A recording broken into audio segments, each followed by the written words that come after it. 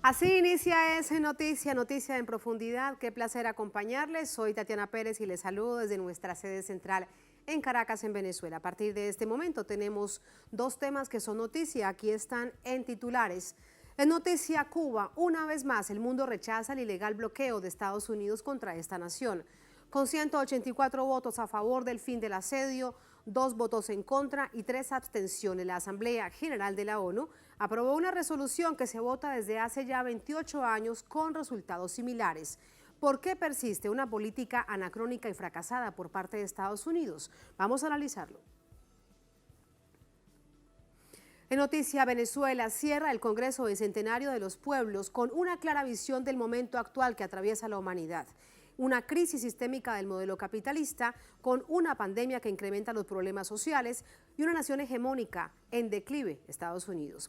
Es un peligroso escenario para lo que se ha marcado un camino desde Caracas, desde esta nación revolucionaria suramericana y bolivariana. Lo analizamos, les contamos de todo eso. De Noticia Casi comienza. Bienvenidos, bienvenidas.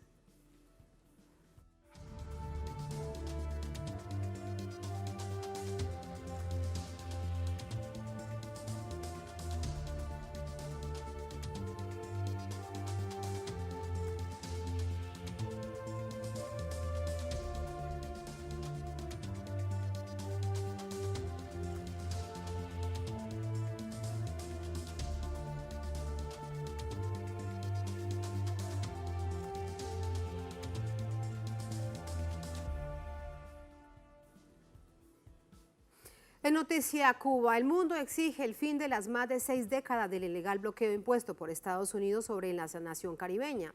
Así se demostró este miércoles en la Asamblea General de Naciones Unidas. Vamos a repasarlo. 184 países votaron a favor de la resolución que exige poner fin al bloqueo sobre Cuba, con los habituales votos en contra de Estados Unidos e Israel, y las abstenciones de Colombia, Ucrania y Emiratos Árabes.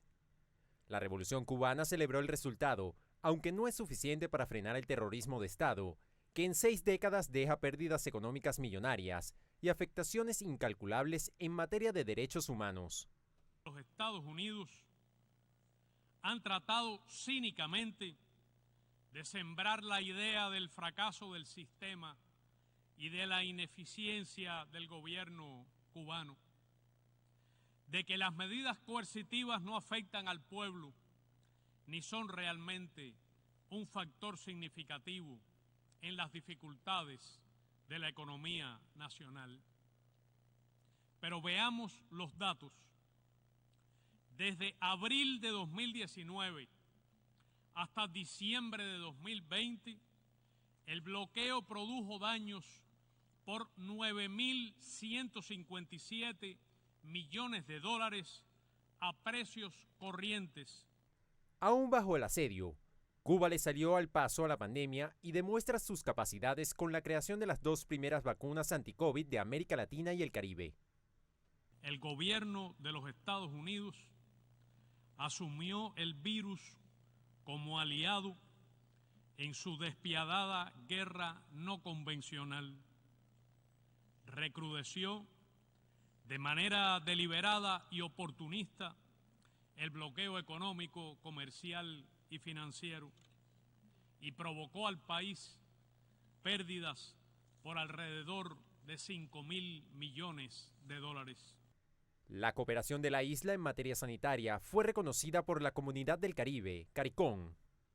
Señalar que a pesar del bloqueo, Cuba desplegó brigadas médicas en los Estados miembros de la CARICOM para fortalecer sus equipos nacionales de atención sanitaria respectivos en la batalla contra la pandemia de COVID-19.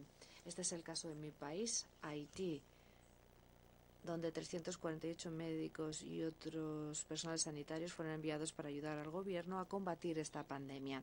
Quisiera manifestar el agradecimiento y el reconocimiento del gobierno y del pueblo de Haití por este gesto fraternal. Por esta y otras razones, el grupo africano fustigó las acciones coercitivas aplicadas por Estados Unidos contra la mayor de las Antillas.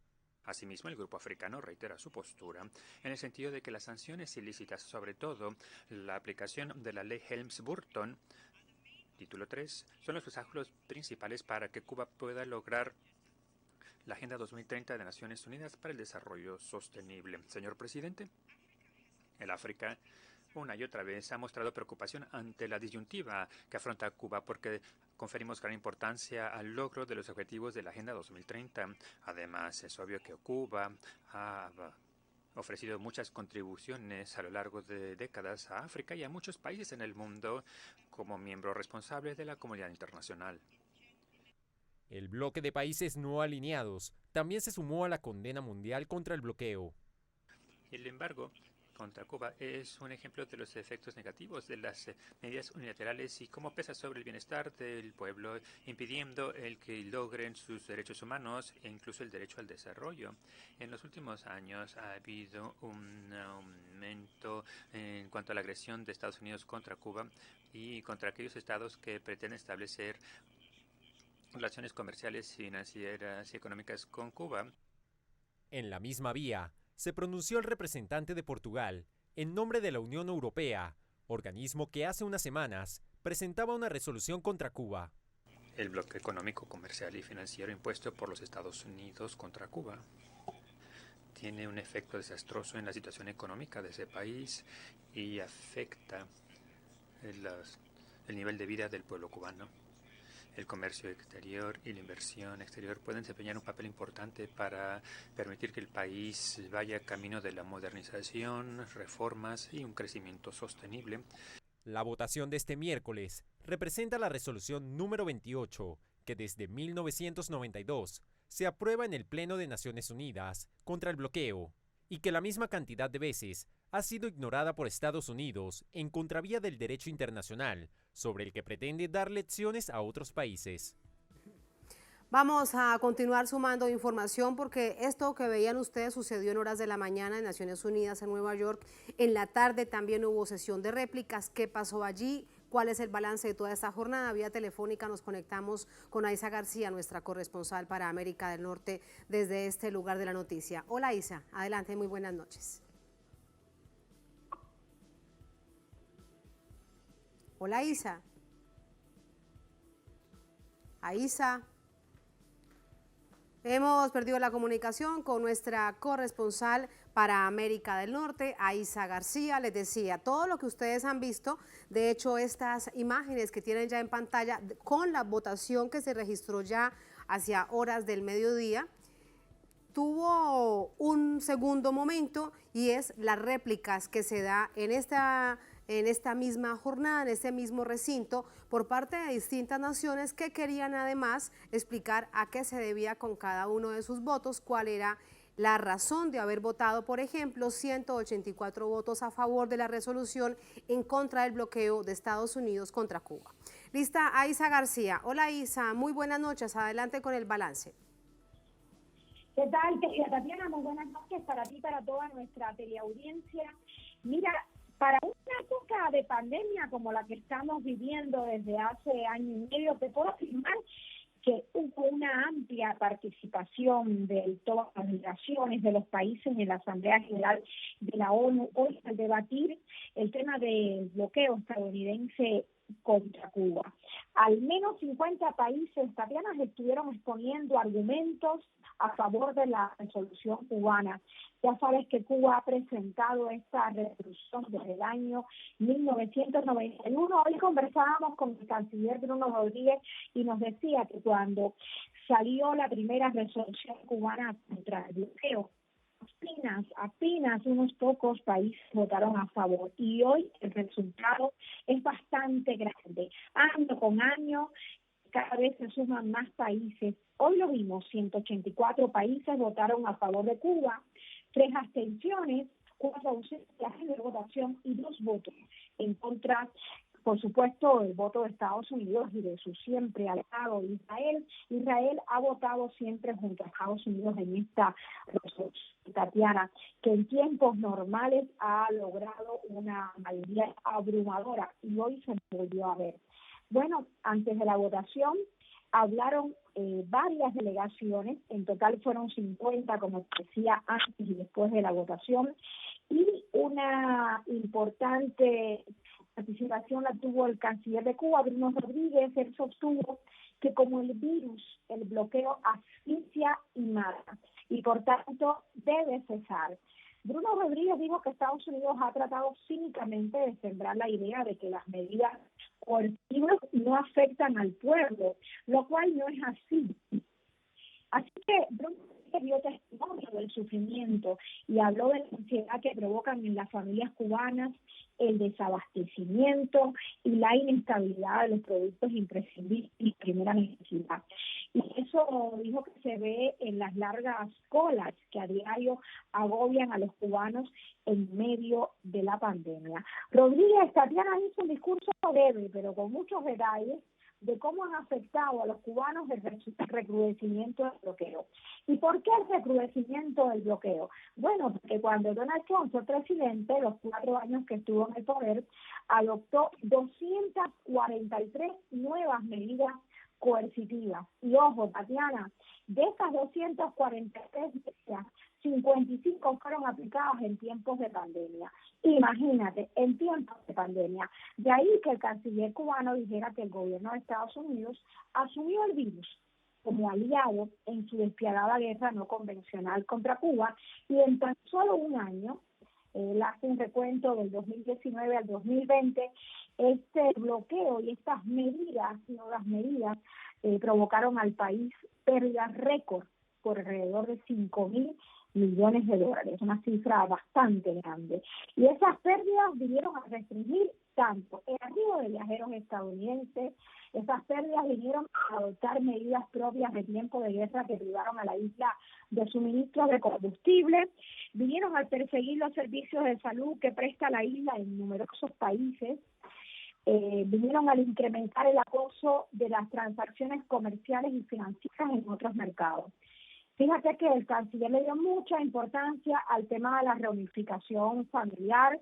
Dijo que las nuevas medidas de Trump impidieron el flujo regular e institucional de las remesas de la familia y aceptó duro golpe al sector privado y obstaculizó los vínculos con los cubanos en Estados Unidos, los cubanos que buscan la reunificación familiar. Hace poco conversamos con el canciller Bruno Rodríguez, decía en las medidas de Trump continuaban vigentes en el gobierno de Joe Biden. Recordemos, Tatiana, que Joe Biden ahora es presidente, pero él fue vicepresidente de Barack Obama y él estuvo a favor de la normalización de las relaciones con Cuba. Hubo una etapa que truncó Trump al llegar al poder. Y bueno, estas medidas han seguido vigentes estos 5 meses en que Biden está en el gobierno, a pesar de que el secretario general de Naciones Unidas, Guterres, pidió a los Estados miembros suspender las sanciones unilaterales para garantizar en tiempos de pandemia el acceso a alimentos, a medicinas y equipos médicos. Pero bueno, Estados Unidos ha hecho caso omiso a esta petición del secretario general de Naciones Unidas. Las medidas continúan vigentes en los meses justamente en que Cuba ha experimentado el mayor incremento de infectados, Tatiana, el número más alto de fallecidos y un efecto económico superior por el tema de la COVID, Tatiana. Todo esto es parte de las consecuencias de un bloqueo ilegal que padece la isla desde hace más de 60 años y 28 años de manera consecutiva. Recordábamos a Isa muy bien esta fecha y todos estos años en donde hay una resolución similar, donde se condena el bloqueo. Aisa, gracias, muy buenas noches. Buenas noches, Tatiana. Muy buenas noches.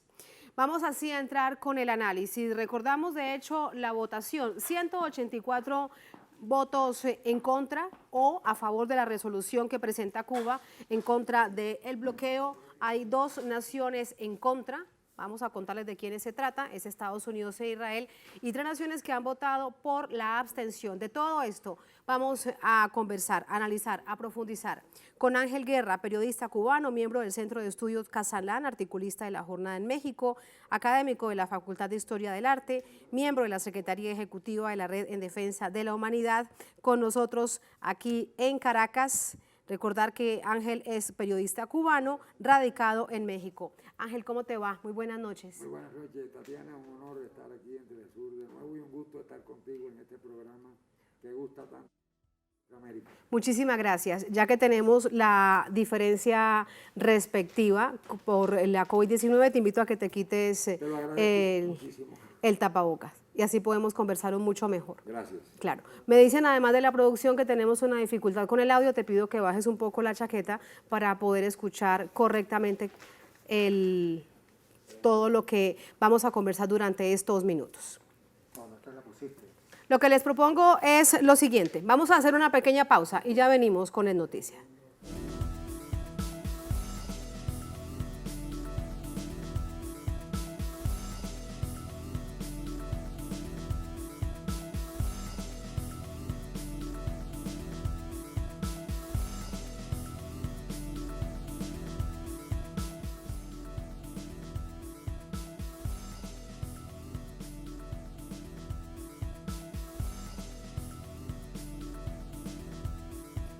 Volvemos para analizar la votación de hoy de la Asamblea General de Naciones Unidas.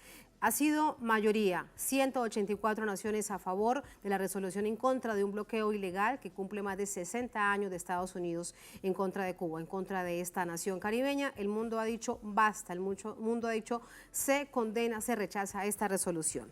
Vamos a entrar en materia con el análisis. Ángel, de nuevo muy buenas noches, ¿cómo te va? Muy bien, encantado de estar en Telesur una vez más y en este programa que gusta tanto en nuestra América. Muchísimas gracias. Ángel, 184 votos a favor, conocer tu opinión, varios representantes de organizaciones que hacen vida dentro de Naciones Unidas, por ejemplo, un representante de la Unión Europea hablaba Portugal en nombre de ellos, hablaba la NOAL, hablaba la Unión Africana, etcétera, etcétera. Conocer tu opinión acerca de lo que allí sucedió. Pues efectivamente, Tatiana, además los organismos especializados de Naciones Unidas, la FAO, la UNICEF, la UNESCO, han también emitido sus informes para nutrir este informe de Cuba al secretario general de la ONU y estos informes expresan cada uno de ellos según. Por ejemplo, la UNICEF habla de los problemas de la infancia, los problemas que crea el bloqueo en Cuba para los niños, que son muchísimos, desde problemas de alimentación hasta problemas que tienen que ver con medicamentos oncológicos pediátricos que solamente pueden comprarse en Estados Unidos y que Cuba no puede adquirir como consecuencia del bloqueo. Eso es una violación de un derecho humano. Por supuesto, es una violación grave, flagrante del derecho internacional. Todo esto es una violación, si no, no se explicaría que Cuba logre una votación como esta. Es que, además, fíjate, toda la arremetida que hay en los medios contra Cuba. O sea, tenemos que tomar en cuenta que esto no es dentro de un ecosistema mediático tan favorable a Cuba, ni mucho menos. Están acusando a Cuba de una serie de falsedades como las mismas que acusan a Venezuela, a Bolivia, a otros gobiernos revolucionarios y progresistas. Y en ese contexto es que Cuba consigue esto que es casi una unanimidad, porque si tú solamente tienes el voto del interesado en mantener el bloqueo, que es Estados Unidos, y de Israel, que sabemos que va a votar siempre al lado de Estados Unidos, en cualquier parte, y luego 3 lamebotas, que son el caso de... Permíteme preguntarte acerca de, primero, los que votan en contra, obvio, Estados Unidos, bueno, pero en una oportunidad Estados Unidos se abstuvo. Por supuesto. ¿No? Que llamó la atención porque estaba de salida el presidente Obama, que parecía, daba cuenta de un indicio de que algo podría cambiar y ahí se abstiene. Así fue. Pues, sin embargo, parece que no aprenden y eso positivo que hizo Obama, tanto la flexibilización relativa, dejando el bloqueo intacto, y el restablecimiento de relaciones, más cosas como esta y otras más que se pudieran mencionar sin duda alguna. Ahora, hoy, se aparece con la tremenda ridiculez el embajador de Estados Unidos ante Naciones Unidas en su discurso de decir que Cuba es el principal socio comercial de Estados Unidos. Bueno, obviamente el embajador de Cuba le dijo mentiroso, porque Claro. no le puede decir. En la réplica, o sea, que el embajador es lo único que se merecía de que se le Cuba dijera. le dijo una cantidad de verdades hablando de las realidades de los derechos Bueno, humanos. entre otras cosas le habló de que ellos no han sido capaces en 200 años de república independiente que tienen de resolver el problema del racismo estructural que tiene esa sociedad, y al contrario, parece que cada vez es peor y cada vez son más los tiroteos y cada vez es mayor el maltrato Sí. Mira lo que dijo el maltrato específicamente. policíaco revela muchas otras acciones de racismo. O sea, Sin lo que pasa es duda, que esto se visibiliza. problemas estructurales. Es más sensacional el hecho de que asesinen Claro. a una persona negra, pero pues los barrios negros en Estados Unidos viven en la pobreza. Mira lo que dijo el peor. representante de Cuba en la ONU. Este es el país en el que se justifica la apología del odio, la promoción de ideas supremacistas, xenófobas y racistas. El 57,6% de los 8.302 crímenes de odio ocurridos en 2019 tuvieron motivos raciales o étnicos. Estados Unidos es el país en el que las armas de fuego provocan 30.000 muertes anuales, en el que la primera mitad de 2021 se han registrado 280 tiroteos masivos, es lo que decía el diplomático cubano. Esto y otras verdades cuando él dijo, hablemos de las verdades de derechos humanos. Así es. En medio de la réplica ante es. todos estos representantes de Naciones Unidas. Y te voy a decir, yo creo que hay una gravísima violación de los derechos humanos contra su propio pueblo que comete Estados Unidos, y eso lo están demostrando las estadísticas que tú y Tatiana conoces perfectamente, y cualquier persona que lea, que se informe con asiduidad. Cómo está aumentando la desigualdad social en Estados Unidos y la cantidad de millones de estadounidenses que están en la pobreza. Eso es lo que ha obligado a estos planes desesperados de Biden para apagar un fuego social que hay ahí terrible, de cientos de millones de personas que están en una situación muy, muy difícil desde el punto de vista económico, social. Por ejemplo, los desahucios están en el orden del día en Estados Unidos. La gente que ha perdido el empleo, los que recuperan el empleo ya no son empleos de la calidad anterior, son lo que se llama trabajo basura. Es decir, todo eso son graves violaciones a los derechos humanos cuando hay corporaciones que no pagan un centavo de impuestos, y los principales multimillonarios de Estados Unidos, en su mayoría, como revelan las últimas investigaciones, no pagan impuestos. Pero lo que llama la atención de todo esto, Ángel, es que es una política fracasada porque la Revolución Cubana está intacta hace, tal como la conocemos, más de 60 años. Es una política anacrónica porque ya no existe Guerra Fría, así Estados Unidos tenga los mismos intereses con respecto a unas líneas de Guerra Fría, si lo revisamos sobre Rusia y China y por supuesto sobre Cuba.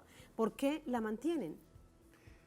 Porque Estados Unidos tiene un grave problema, que es aceptar que exista un proyecto de liberación, un proyecto profundamente democrático, posiblemente uno de los más democráticos que hay en el mundo, sin duda, al lado de Venezuela, los dos grandes proyectos de profunda democracia que hay en América Latina y el Caribe, ante sus narices, y que además no se somete a sus directrices y que insiste en llevar a cabo su camino propio por un socialismo que nace de las mismas raíces de nuestra historia, de la historia cubana, y además de nuestra vinculación con el acervo universal. Se unen las ideas de Martí, las ideas de Mella, de Martínez Villena, con las de Marx, Engels, y hacen una perfecta armonía. Esto Estados Unidos no lo puede aceptar. Y existe además un negocio que es el negocio del anticastrismo, mediante el cual hay un grupo importante de personajes que en Florida, en el estado de la Florida, se ganan miles y millones de dólares con el negocio de apretar el bloqueo. Mira, las medidas que tomó Trump, esas fueron objeto de un estudio muy pormenorizado y de una crueldad enorme de todos aquellos resquicios por donde Cuba podía comprar una aspirina, donde podía comprar un fármaco, donde podía comprar un alimento, una tonelada de leche en polvo, obtener crédito de un banco, para que eso desapareciera. Y eso es lo que está provocando la situación que abiertamente explicó sin tapujos el canciller cubano hoy en la ONU, las colas enormes que hay para adquirir cualquier producto de primera necesidad en Cuba, porque sencillamente se trata de un castigo cruel. Y, oye, hace 7 meses ya que llegó al gobierno Biden y a mí no se me olvida, a otros se le podrá olvidar, que varias veces en campaña dijo que iba a restituir las medidas que había adoptado Obama y que iba a derogar las que había tomado Trump. Pero no lo ha hecho. Y inclusive había expectativa. habló hasta de la familia cubana. Sí. Y en relación con el tema de las remesas que tú y yo conversábamos fuera de cámara, que realmente es una cosa verdaderamente es enfermo ya llegar al extremo de prácticamente prohibir la remesa. O sea, las medidas que ha tomado Estados Unidos con relación a la remesa equivale casi a prohibirlas. Y ahora un con crimen. otra característica que yo te explicaba. Pero y ¿por qué, Ángel, crees que Biden no ha cumplido esa promesa de campaña? A nivel interno, en términos de política doméstica, él ha tratado de cumplir otras promesas. Por ejemplo, subir la hora del salario de $8 a $15. Es decir, internamente él está cumpliendo algunas cosas. ¿Por qué crees que no lo ha hecho con respecto a Cuba? Yo pienso que no hay interés. Yo no puedo creer que ellos dicen que tienen muchas prioridades, que el presidente Biden llegó a una situación muy difícil, lo cual es cierto, eso no se lo vamos a negar, pero mira, hay algunas medidas, como por ejemplo todas las medidas que tomó Trump son medidas de carácter ejecutivo, es decir, es simplemente firmar un decreto ejecutivo. Un decreto ejecutivo que no tiene que escribir él, además. No, exactamente. Y que solamente se lo tiene que presentar y firmarlo, y además que no tiene que pasar por el Congreso, no tiene que pasar por más ningún escritorio que no sea el de Joe Biden, el presidente de Estados Unidos. Es decir, a mí nadie me puede convencer de eso, y además menos me puede convencer cuando veo que está funcionando a todo trapo una maquinaria de desinformación contra Cuba, de subversión, que hay una cantidad enorme de sitios web creados con una millonada de dinero destinada por esto. Desde la época de Bush, esto empezó de Bush Jr., pero se incrementó mucho con Obama y más aún con Trump, y además con Trump adoptó ya ese tono anticomunista abierto, cavernícola, que además se ha entronizado en círculos de Miami, eso no cabe duda, incluso en círculos de gente joven en Miami, que por oportunismo, bueno, porque si en Miami tú pides que se le quite el bloqueo a Cuba, no te va a ir bien. Ileana, ahora si tú, no habrá más Tatiana, votos para Marco Rubio, por ejemplo. Exactamente. Ahora, si tú abogas porque se mantenga el bloqueo, porque no se viaje a Cuba, porque no se comuniquen con las familias, porque no envíen remesas, porque todo eso llegan a decir. Por supuesto, es una minoría, pero bueno, es una minoría fascinerosa. Y al fin y al cabo, entonces, por todo esto que nos dices y además nos recuerdas, Ángel, es una minoría que tiene peso entre los republicanos, que toman las decisiones más importantes para el país y el efecto que producen en una nación. Lo que sí hace mucha gracia es que tú sabes que haga lo que haga Biden, nunca va a ganar en Florida. O sea, eso porque además los resortes políticos en Florida los maneja hasta ahora esa mafia. Y ellos se ocupan de controlar el voto. Además, los demócratas han hecho muy mal trabajo en Florida. O sea, realmente no han buscado los votos porque no se atreven a hablar en Florida como hablan en el resto del país. Porque eso es un ecosistema político muy curioso, extremadamente reaccionario, donde imperan las ideas más retrógradas del mundo y son las que prosperan. Entonces, los demócratas, con tal de que no los acusen de que son comunistas, porque te acuerdas que Que también resultaba bastante ridículo en tiempos de campaña, pero parte de la campaña republicana y de Trump en particular era eso. Por supuesto. Así es. Por supuesto. Ángel, antes de cambiar de tema, quiero preguntarte sobre los 13 países que votaron absteniéndose.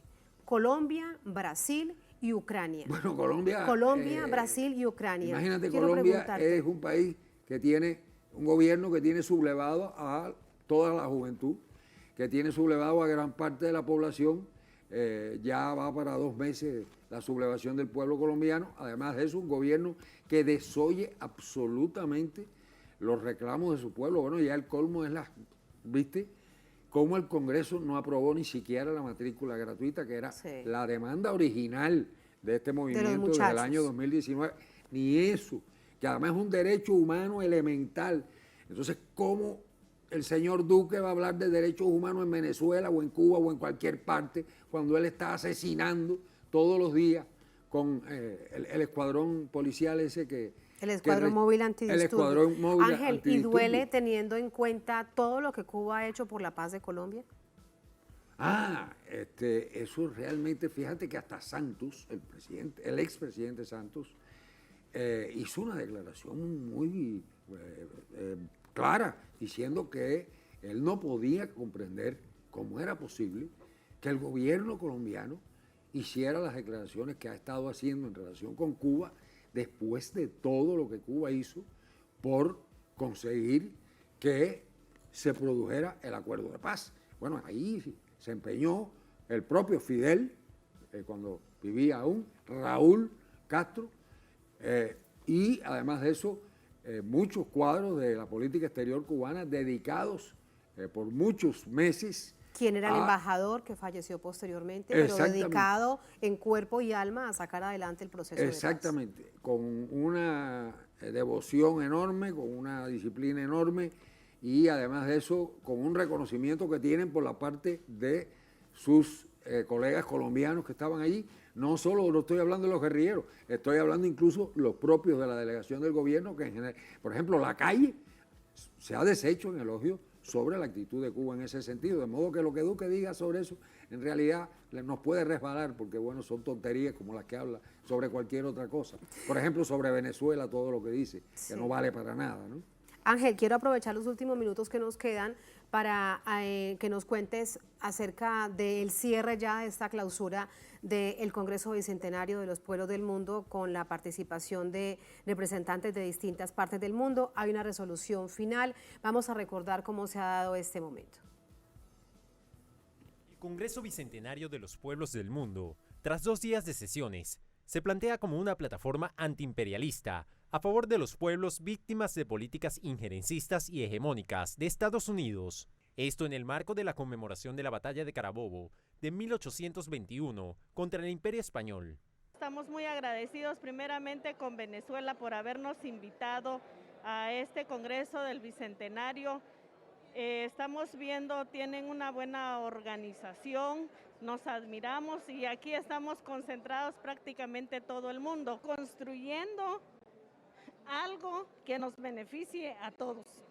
El Congreso Bicentenario ha puesto en el centro del debate 2 modelos, el socialista y el capitalista, en el que diferentes sectores como los pueblos originarios, la juventud o las mujeres coinciden en rechazar el capitalismo y el bloqueo contra naciones como Cuba o Venezuela. Todo lo que implica el bloqueo se considera un acto de violencia contra las mujeres. Es la expresión más genuina de actos de violencia contra la mujer, porque nos hace inalcanzables todo lo que implican los insumos para nuestra propia vida, para el desarrollo humano. Líderes de naciones heroicas que padecen a diario de una ilegal ocupación como la Palestina, destacan la solidaridad de los pueblos del mundo. Es bastante importante a nivel internacional esta tarima, esta plataforma que se ha vuelto una de las más importantes para aumentar y fomentar la comunicación entre los pueblos. Es un proyecto que tiene como un objetivo combatir esos intentos de propaganda imperialista. Con más de 1.600 delegados de los 5 continentes, el Congreso Bicentenario cerró con una emotiva clausura en Caracas, capital de una nación revolucionaria y bolivariana, faro de las luchas por la independencia de los pueblos. Y este jueves será un día definitivo. ¿Cuál es la agenda? Le preguntamos vía telefónica a Leonel Tamán, nuestro corresponsal aquí en Caracas. Hola, Leo, adelante. Hola, Tatiana. Saludar también a tu invitado. Muy buenas noches.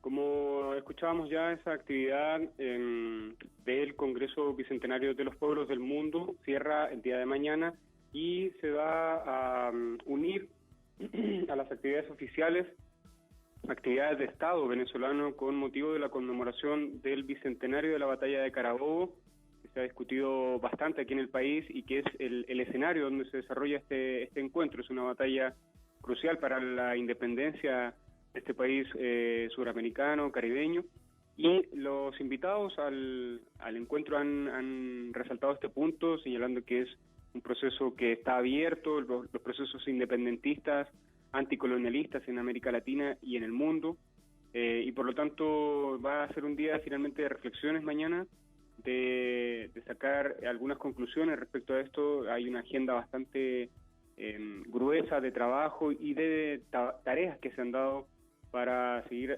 desarrollando tareas de educación, de formación política, de comunicación, de coordinación, sobre todo entre los distintos movimientos que han llegado a Caracas, más de 300 delegados de los 5 continentes. Mañana, desde tempranas horas de la mañana, van a haber honores con motivo de la batalla de Carabobo aquí en Caracas, también distintas actividades culturales que van a escenificar lo que fue la batalla de Carabobo hace 200 años atrás, el 24 de junio de 1821, y luego esto también coincide con la realización de la fecha de San Juan aquí en Venezuela y en muchas partes del mundo, y por lo tanto va a vincularse con eso, con tambores, con expresiones sincréticas de la cultura popular que van a estar también en el marco de esta batalla de Carabobo. Y distintos debates que se van a estar realizando desde mañana como punto de partida, pero también el día viernes y el fin de semana para instalar tribunas de debate, foros sobre el tema de Carabobo. Además, en Carabobo precisamente va a haber un despliegue, un despliegue amplio que se está ensayando con semanas de antelación sobre la batalla de Carabobo, un desfile militar con presencia de las altas autoridades venezolanas que van a estar ahí ya poniendo el cierre de esta intensas jornadas previas en que el mandatario, las autoridades han ido resaltando y poniendo de relieve la importancia de esta fecha, Tatiana. Muchísimas gracias, Leo. Es parte de la agenda. Recordar también que hay cumbre de jefes y jefas de Estado de la Alianza Bolivariana para los Pueblos de Nuestra América, ALBA, este jueves. Así que jornadas cargadas de información y de noticia. Para despedirte, Ángel, conocer tu opinión también al cierre de este Congreso Bicentenario de los Pueblos, además una Caracas y bueno, y en un país que tiene un momento político distinto, donde hay diálogo político, pero se mantiene también un brutal asedio y un brutal bloqueo en contra del pueblo. Pues la verdad es que estoy muy impresionado, muy favorablemente, porque ha sido un congreso extraordinario. Yo he estado en muchos eventos aquí en Venezuela y en realidad ha sido muy bien organizado, muy bien preparado. Fui testigo además de todo el trabajo que hizo el profesor Adán Chávez con todos sus colaboradores, todo el comité organizador durante meses. Participé en toda una serie de reuniones previas que se llevaron a cabo y he visto además lo positivo que ha sido todo esto, porque aquello que se fue haciendo lo he visto volcado en el Congreso. Yo creo que es bueno explicar, Tatiana, que este Congreso nace del pueblo venezolano y que desde el 4 de febrero de este año el presidente Maduro dio, vamos a decir, el banderazo de salida a un gran movimiento político que se ha desarrollado en el país en torno al Bicentenario de Carabobo, y que esto es la parte, por eso se le llama capítulo internacional del Congreso de los Pueblos. Una de las cosas que más me ha llamado la atención es el interés de los jóvenes que han venido por Venezuela. Hay muchos jóvenes que nunca habían venido. Esa es una característica de esta oportunidad que me ha llamado mucho la atención. El esfuerzo por venir desde muchos lugares, por ejemplo de México, una cantidad de jóvenes que no conozco porque son de organizaciones de base, Tatiana, gente que ha hecho un esfuerzo enorme para llegar hasta aquí. Tú sabes lo difícil que es llegar a Venezuela con todo el bloqueo, Sí, las conexiones muy aéreas se difícil. dificultan, de repente un vuelo lo cancelan, no suben a un avión a alguien. Sí. Siempre hay una serie de anécdotas cuando hay algo como esto en Venezuela. Bueno, yo pienso que este Congreso ha sido extraordinario, además el nivel de análisis de los problemas, el planteamiento del tema de la pandemia, de cómo lo han enfrentado los países capitalistas, que es de una manera que no nos lleva a ninguna solución. O sea, si la política que se ha seguido es la que se va a seguir, sencillamente el coronavirus no va a desaparecer, porque como sabemos perfectamente, a más contagio, más aparición de cepas, y estas cepas pueden llegar a ser más peligrosas, más contagiosas y creen más complicaciones. Entonces, esto también ha puesto en evidencia, y eso el Congreso lo ha dejado muy claro, que sin sistemas robustos de salud, de educación y de seguridad social, el mundo está perdido, la humanidad está perdida y no habrá el mínimo de justicia indispensable que exige una vida mínimamente democrática. Allí y parte de civilizada. la crisis sistémica del modelo que se ha develado con la pandemia Está y que está contenido en la resolución. Está totalmente en crisis el capitalismo, eso no cabe la menor duda. El neoliberalismo como forma de aplicación del capitalismo ya no tiene ninguna perspectiva, porque además los pueblos lo están rechazando con un vigor enorme. Ahí lo estamos viendo en Chile, en Colombia, en Perú por la vía electoral y con las manifestaciones juveniles que hubo anteriormente, Sí. y que hay que recordar La que de impulsaron, 2020. o sea, son fuerzas subterráneas de la historia que de repente salen y entonces te ayudan a explicarte mejor un fenómeno como el profesor Castillo. O sea, no es que salió de la nada, además de que, bueno, hay un partido político que Sí. está detrás de eso. Es decir, hay todo un trabajo, pero también hay un movimiento juvenil y realmente esto me impresiona mucho. El Congreso ha sido muy profundo, pero además es un Congreso no solo declarativo, porque las declaraciones hay que hacerlas, tú lo sabes. Además, juegan su papel, pero lo importante es que se han tomado una serie de decisiones concretas. Por ejemplo, la Red de Intelectuales en Defensa de la Humanidad acordó, y el Congreso lo acogió, crear una universidad en defensa de la humanidad. No te estoy hablando de un edificio, ni estamos pensando en rector, ni en decanos con grandes salarios. No. Estamos pensando en una labor voluntaria de miles de intelectuales que tenemos en América Latina, el Caribe, España, Europa, Estados Unidos, y que pueden contribuir a llevar a cabo una universidad Maravilloso. que se dedique a discutir los temas de las luchas populares y sociales y revolucionarias de América Latina y del mundo. ¿Y cuánto por aprender? Y Ángel? de la misma manera, un medio multimedia unido a esta universidad. O sea, eso es, por ejemplo, para ponerte un ejemplo de un De hechos sector, concretos. de uno de los sectores y allí otros muchos que, por ejemplo, en comunicación vi unas propuestas interesantísimas y muy concretas. Y así en todo. Así en todo. Muchísimas gracias, Ángel, Gracias por a ti. acompañarnos, por contarnos parte de la conclusión de este Congreso, y queda una agenda aún muy extensa en la que van a estar ustedes acompañándola. Muchas gracias, muy buenas Como siempre ha noches. sido un gusto enorme. Muchas Tatiana, gracias. muchas gracias por tu Gracias, hospitalidad. gracias a ti. Gracias a ustedes por acompañarnos. Será hasta mañana. Un placer, sigan con nosotros.